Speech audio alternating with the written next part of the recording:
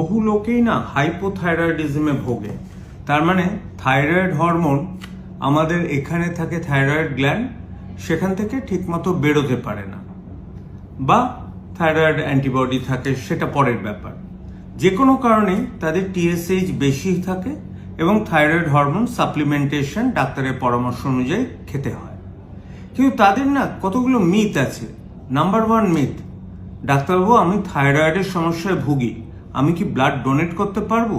100 বার আপনি পারবেন, আপনার যদি না অ্যাক্টিভ থাইরোটক্সিকোসিস থাকে, অর্থাৎ উল্টো থাইরয়েড গ্ল্যান্ড বেশি তৈরি করছে, আপনাকে রেডিও আয়োডিন দিতে হয়েছে, এই রকম অবস্থায় একমাত্র আপনি ব্লাড ডোনেট করতে পারবেন না। আদারওয়াইজ যারা স্টেবল হাইপোথাইরয়েড এলট্রক্সিন খান বা ওই টাইপের থাইরক্সিন সাপ্লিমেন্টেশন নেন, তারা ডেফিনেটলি ব্লাড ডোনেট করতে পারবেন।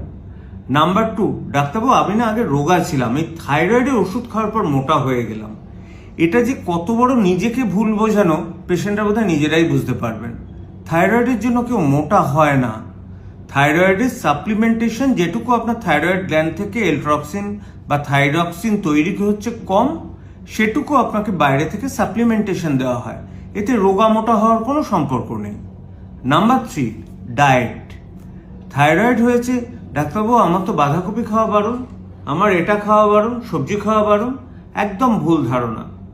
থাইরয়েড গ্ল্যান্ডে কোনো খাবার নিষেধাজ্ঞা নেই, এক্সেপ্ট যাদের গলগণ্ড হয় আয়োডিনের অভাবে, তাদের কিন্তু আমরা গয়েট্রোজেনিক অর্থাৎ বাঁধাকপি খেতে বারণ করি। আর থাইরয়েডের পেশেন্টরা ব্যালেন্স ডায়েট খাবে এবং তাতে যেন আয়োডিনের মাত্রা বেশি থাকে। আপনারা নিশ্চয়ই জানেন আমাদের কিন্তু নুনের মধ্যে আয়োডিন মেশানো হয় এবং সেই আয়োডাইজড নুন খেলেই কিন্তু আপনাদের আয়োডিন সাপ্লিমেন্টেশন এনাফ হবে।